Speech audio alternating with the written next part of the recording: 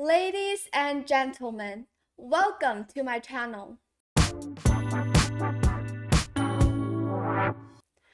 Today we're going to be taking a look at the 2025 The Grand Chess Tour Superbet Chess Classic in Romania. This is a classical tournament that has strong chess players from all over the world playing together. And specifically, there are 10 chess players. So we have current World Chess Champion Gukesh Dommaraju, Fabiano Caruana, Nurdirbek Abdusadarov, Pragnananda Rameshbabu, Alireza Firouzja, Wesley So, Levon Aronian, Jean-Christophe Duda, Maxime Vachier-Lagrave, Bogdan Daniel Deck. These 10 players, very strong, all of them are grandmasters and have ratings above 2600. They are participating in this classical event. Now, actually before, not long ago, the Grand Chess Tour, the Rapid and Blitz tournament was held. And now we have the classical tournament just a few weeks later after that one. And right now, the time I'm recording this video, already 4 rounds have been played. And there are 3 players tied for first. Like all of them, 3 of them are 2.5 out of 3. Well, actually out of 4, sorry. We have Fabiano Caruana, Maxime Vachier-Lagrave, and Pragnananda Rameshbabu. And in today's video, our main character is Maxime Vachier-Lagrave and Gukesh Dommaraju. These two have been playing in round 4, and it was a very thrilling game that they have played. But before we take a look at that game, and before we know what the result is, I'm going to quickly introduce this tournament because there are some different details. Like players, they gain Grand Chess Tour points and also have other time controls and everything that we need to know. So the Superbet Classic Romania is the second leg and one of the 2 classical events of the 2025 Grand Chess Tour.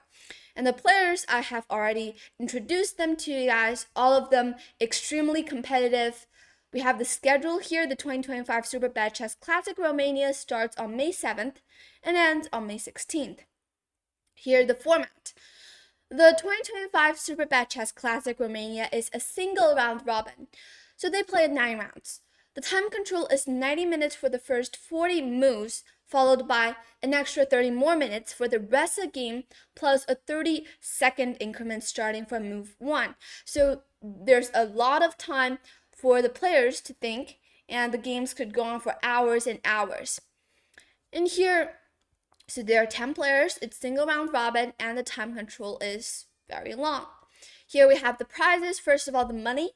This 2025 Superbet Chess Classic Romania features a $350,000 prize fund. And here we have the Grand Chess Tour points as well, which I have just mentioned. Players earn Grand Chess Tour points according to their performance in each of the Grand Chess Tour events. Grand Chess Tour points were divided equally among tied players. So you gain these points. You could also here the winner earns 30 Grand Chess Tour points if they win the tournament outright without the need for a playoff. And also players, they gain these points, and the more they gain, they will have the opportunity to participate in higher level tournaments. So this is very important. All right. These are the backstories or the back details of this tournament. And today let's jump into our main topic and this game.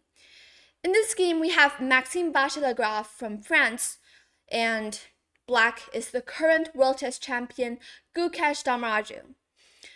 Maxime is with the white pieces, and what I can tell you is that the result, first of all, Gukesh Dommaraju here, he unfortunately lost this game. But this game, of course, he made some mistakes, and he definitely did not perform at his best playing form. But we can also know that Maxime is playing extremely well and putting all the best replies to Gukesh, his mistakes and everything. But this is just a game, and even though Gukesh has lost it, and even though he only has 1.5 points out of 4, clearly not at his best playing form, but still, it's just a game. And this just doesn't mean that like he is a very bad player or not as strong as others who are having higher like points than he has. And I mean, this also shows that why in the World Chess Championship there are 21 games that will be played. Well, actually not 21 games, or 14 games. Yeah, actually 14 games that will be played. Because one game can't really decide anything much of importance. Like, you are just stronger than I am, or like, you'll never defeat me, or something like that. So even though this is not a like great game by Gukesh and he lost this game, but still this doesn't show that he is a bad player. And you have to remember that he is the youngest world chess champion ever in history. So already he is a very legendary chess player. Sometimes you just have ups and downs when you are performing, and probably this is one of his downs. And also Maxime's like playing really well as well. So there's definitely a lot of things that we can learn from this game. And here Maxime starts with the move e4. We have e5, the king's pawn opening, and here we have the move knight f3, knight c6, and the Scotch defense. The Scotch game. Now this is actually something that is not as common nowadays, especially in high-level chess, because normally for white usually just goes bishop b5 for the Ruy Lopez, or we know like the Russian opening, or also you can go for the Italian game. These two are the main options nowadays, not only in high-level chess, but also in amateur chess as well. The Scotch is very aggressive, and here being played by Maxime. So of course you take back, this is the main line, knight takes back, and here bishop c5. Of course, the other main option is to go knight f6, and here white simply takes, and after b takes, e5. This is just like the main line and things that you need to remember. There's nothing special. Knight goes to d5, and then here you just go c4, and there are ideas of bishop a6 or knight b6 back. A lot of variations that are possible here for both sides. But in the game here, Gukesh decides to go for bishop c5 to develop his bishop and gain a tempo by attacking this knight.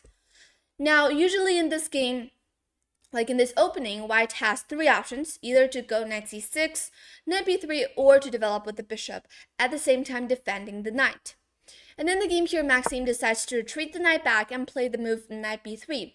Attacking the bishop drops back, and still keeping an eye on the f2 pawn. But this is all theory, and both sides are just blitzing out their moves really fast. Knight d3 developing the knight, queen to f6, threatening this very cheeky maiden-1 idea on the f2 square. And here Maxime defends with queen e2. This is all very standard. And here we have knight g7 developing the knight, bishop e3 offering a bishop trade, short castle.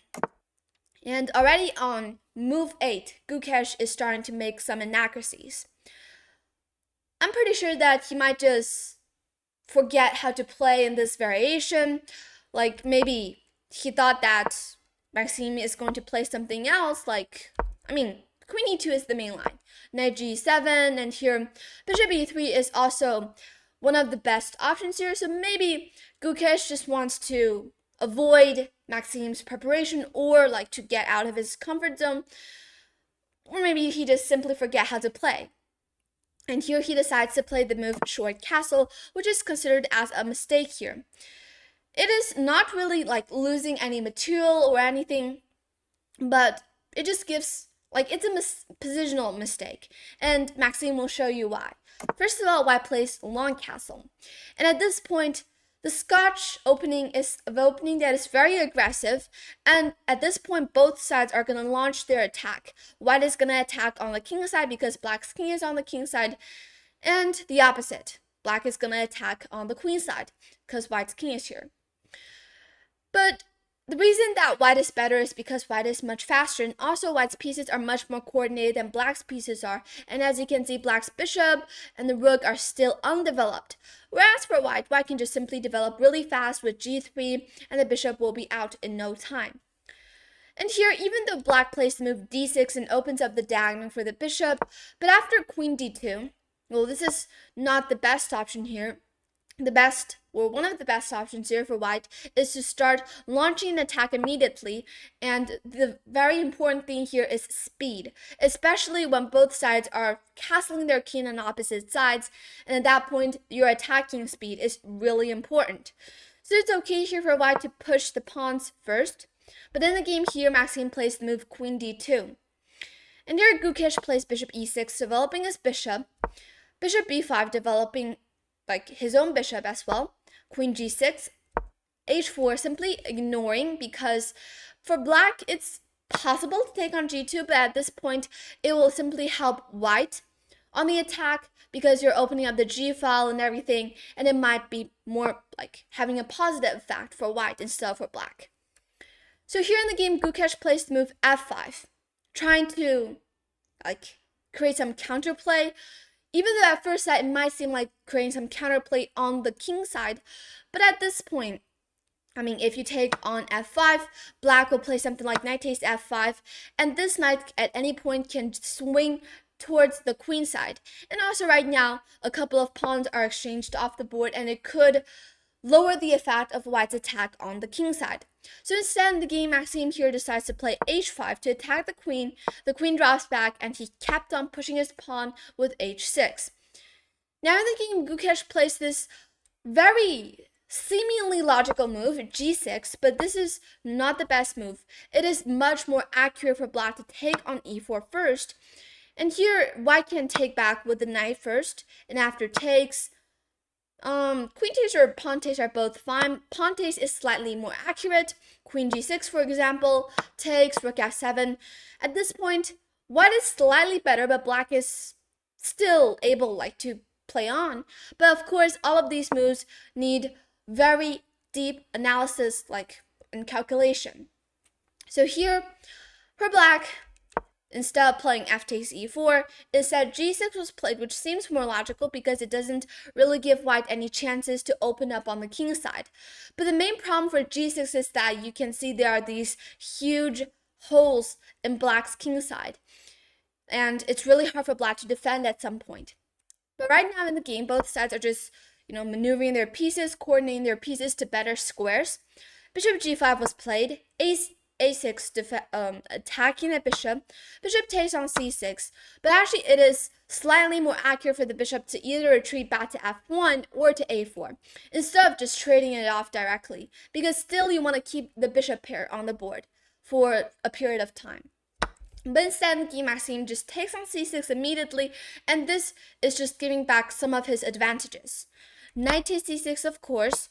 Knight d5 jumping in. Still, white is having a much more comfortable position because white is having a much faster attacking going on the king side, and black is barely having any. And also, white has a huge space advantage on the king side and as well in the center.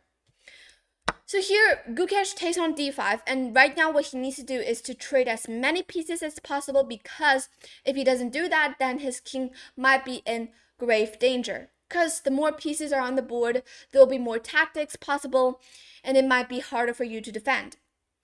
And in the game here, Maxime takes with a pawn, of course, because for himself, he knows that he cannot really trade too many pieces, and also if you take with a queen, instead of really taking back on d5, which won't be good for black, black can here instead play f takes e4 and win a pawn with bishop takes f2. So if you take back with the queen, you'll be losing material immediately, and that is why you have to take with a pawn. And here Gukesh plays the move knight e5, putting this knight on a more solid square on e5 and controlling more important squares. Maxime here decides to start his attack on the king side with rook h4, but also at the same time, this rook at some point can swing to the queen side if necessary. Rook f8, f3, so gaining control of these light squares that the knight might be able to jump to. Bishop a7 back, king b1. This is always a necessary approach to get your king to safety, especially when you're playing long castle. And here Gukesh plays bishop b6, simply waiting back and forth, because there's definitely nothing, no clear ideas here for black. And Maxime is having a really clear idea. He plays the move knight a5, asking black a question. are you going to take on a5 or not? And if you're not going to do that, then maybe at some point, well, first of all, I'm attacking the b7 pawn. And also maybe at some point, I'll be able to play knight c4 to trade off this really scary knight on e5. So knight a5 is a really creative move. And it turns out that in the game, Gukesh just simply made a mistake or made a really bad reply towards it. Now, first of all, it should be clear that taking on a5 is a bad move because after takes, bishop versus knight, but I mean, this knight at first might seem really strong on e5 because it's quite untouchable, and even like if white pushes f4, then this knight will be able to jump to g4. But even though this knight on e5 might seem very useful, but it blocks its own rook, and also it doesn't really attack anything like special. Whereas for white, first of all, white has the dark square bishop preserved, and also black has a ton of weaknesses. The queen and the rook will be able to work together on the queen side to attack some of the weaknesses, and white is much better here, it turns out. You can even just like realize by looking at the eval bar. So that is why taking on a5 is not good, and in the game here, the best move is to play rook 8b8 to use the rook to defend the pawn, just a very quiet move and waiting to see what white does. So because that's all black can do here, black has no effective ideas or whatsoever, and all black can do is just wait. But instead here, since the position is just so like hard for black to really move a single piece, Gukesh here finally decides to open up with c5. But this just turned out to be a mistake, because simply white just takes en passant. And after b takes c6, queen c3. This is probably a move that Gukesh has missed, because the knight is attacking this pawn as well as this queen. They are working together, and also the rook is attacking the pawn, and even at some point there are some mating ideas using the dark squares for white. And here Gukesh, definitely he didn't see queen c3, and he spent 11 minutes here thinking and played the move bishop c5. But it doesn't really help. And here Maxime realized that the king side is just simply closed to pawn structure, and it's not that easy for him to break through. And then he suddenly swings the attacking side towards the queen side to attack these really like separated pawns. And here Gukesh plays queen c7. All he can do is to defend right now. a3, well, like this is always necessary, like creating a path for the king and also gaining control of the b4 square. And here rook a7 was played, bishop f4, queen b6, knight b3 back, a5, pushing the pawn further, but simply after knight takes c5. You can also take on a5 here if you want, and after rook takes a5, knight takes a5, like white is up a pawn and entirely winning here. But also what was played in the game here by Maxime was knight takes c5, which is actually more clean, and a way of speaking after queen takes, d takes, and the final beautiful touch, very clean and smooth, rook q1. And Gukesh just resigned after 31 moves, and this is just a one-sided win. Like in this whole entire game, white is always like most of the times, 95% of the times better. And Gukesh is just like, besides being able to equalize the game, all of the other times he is just in a very worse situation. And here the reason that he resigned is because the knight and the rook are being pinned, and the only chance for him to defend the knight is to play rook e7, but then he'll simply lose all of the pawns because they're just so weak and the pawn structure is just too bad for black. So Gukesh here resigned this game, and Maxime Vachier-Lagrave defeated the world champion. But only for this time, because like you just defeated like a player for one time, but it doesn't mean that you will like 100% defeat him the very next time. So it's just a game, and it won't really show anything decisive, like Maxime Vachier-Lagrave is gonna be better than Gukesh. I mean, it's like an opinion, of course. Maxime, he is a very strong chess player, but it doesn't mean that Gukesh is worse than him, or it also doesn't mean that Gukesh is better than him. This is just a chess game. And in this game, Maxime is the winner. He played extremely well. Gukesh maybe in not in a great form, and he lost this game. And right now, the tournament is still going on. There are still a couple of rounds left. Maxime is tied for first place right now, but Gukesh still has some chances. Alright, so hope you guys enjoyed my recap of this game as well as this video. Thank you for watching. Please subscribe and I'll see you in the next video. Bye!